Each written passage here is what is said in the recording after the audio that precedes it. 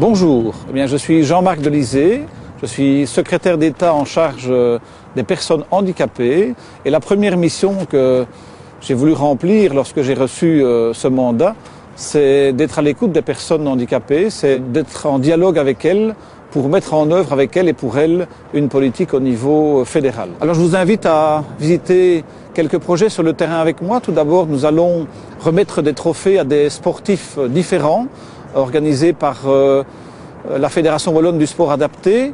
Ensuite, la concertation avec les professionnels aussi du secteur à l'occasion du 90e anniversaire de l'Association socialiste de la personne handicapée. Et puis une double visite dans une école à Eugy, une action de sensibilisation des enfants à la question du handicap et de la différence. Et puis ensuite la ferme de la Clarine à Manage, où là c'est plus l'insertion professionnelle de travailleurs handicapés.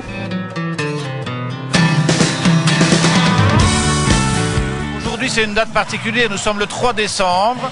Et le 3 décembre, c'était la date qui était choisie par les Nations Unies pour dire c'est la journée mondiale en faveur des personnes handicapées. Mais dans mon travail comme secrétaire d'État fédéral en charge des personnes handicapées, j'ai envie de dire que c'est le 3 décembre tous les jours. Mon travail, c'est quoi? C'est de rencontrer les gens, c'est de les écouter, c'est de relayer leurs demandes, c'est d'être leur porte-parole et c'est essayer de coordonner les efforts de tous les pouvoirs publics à tous les niveaux pour justement avoir des réponses globales aux problèmes des personnes en situation de handicap. Bravo pour vos performances, bravo pour sans doute la progression qui est la vôtre dans vos différentes disciplines. Je suis vraiment très heureux en tout cas d'être là.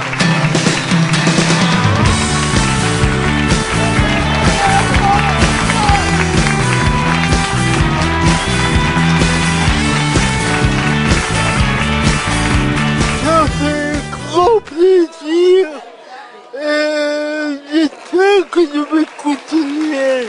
Pour eux, la venue de Jean-Marc Delisée, du secrétaire d'État, c'est vraiment très important en termes de reconnaissance.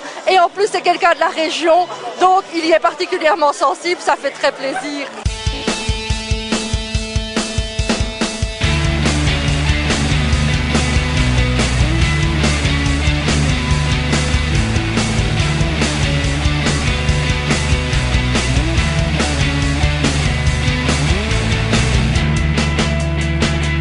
Aujourd'hui, nous allons continuer notre travail.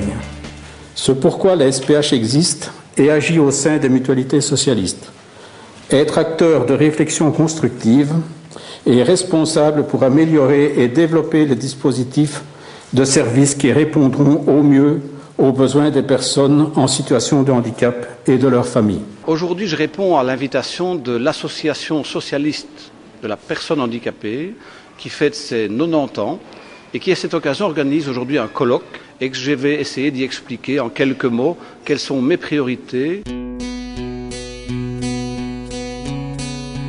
Les thématiques abordées aujourd'hui, en l'occurrence le manque de place en hébergement et le budget d'assistance personnelle, sont évidemment fondamentales et essentielles. Ma volonté, c'est de lancer dans les prochaines semaines avec le secteur une réflexion sur ce système d'allocation.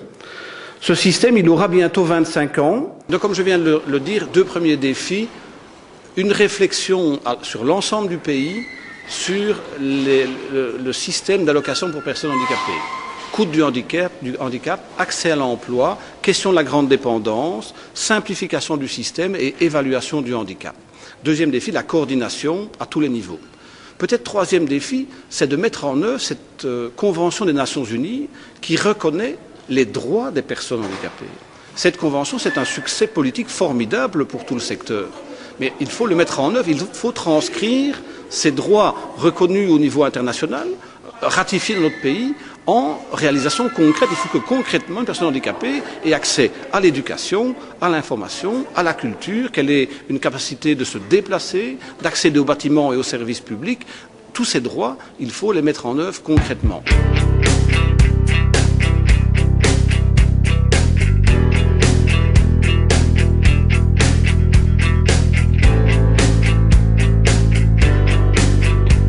Aujourd'hui, en fait, nous recevons la visite de la princesse Astrid et du secrétaire d'État Jean-Marc Delisée qui l'accompagne.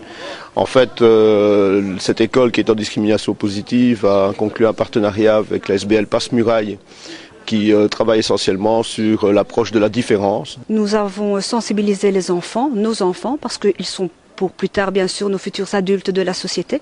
Et alors, on leur a appris à avoir un regard respectueux pour ces personnes handicapées, le handicap quel qu'il soit, bien entendu. C'est toujours intéressant de venir sur le terrain. Et je pense que ça encourage les gens sur le terrain, les personnes handicapées elles-mêmes, ou en tout cas tous les acteurs qui œuvrent pour défendre leurs droits et les aider dans la vie quotidienne. Et c'est un bel encouragement pour tout le monde.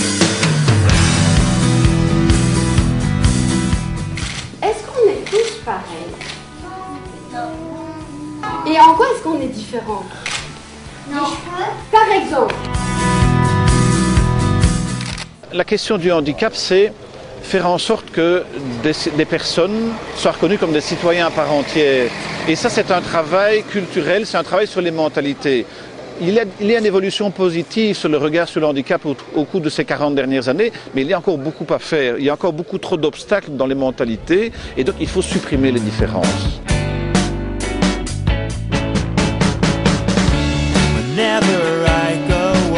Nous venons d'arriver à la ferme de la Clarine, dans l'entité de Manage, et donc nous venons d'être accueillis par la direction, l'équipe ici, qui nous a expliqué le projet pédagogique ici, autour d'une ferme, et aussi un projet d'insertion des personnes, éventuellement, pour aller vers l'autonomie, et en tout cas un projet pédagogique très intéressant, très original dans cette région. Alors la Clarine, au départ, c'est une ferme.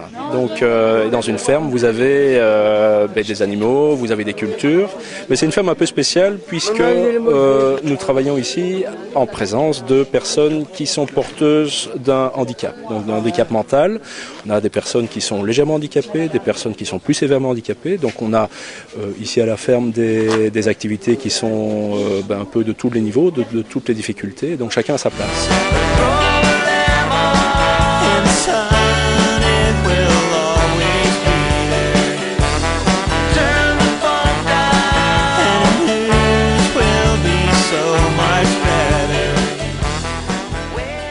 Je crois que le premier travail d'un ministre, c'est de comprendre les dossiers sur lesquels il est en charge de travailler. Et donc je trouve formidable que nous recevions ici un ministre qui vient à la rencontre du terrain, voir un petit peu comment nous fonctionnons, comment les personnes vivent, quelles sont leurs conditions. C'est comme ça que ça marche. Hein. C'est pas s'occuper d'un dossier si on n'a jamais vu les gens qui animent ce dossier.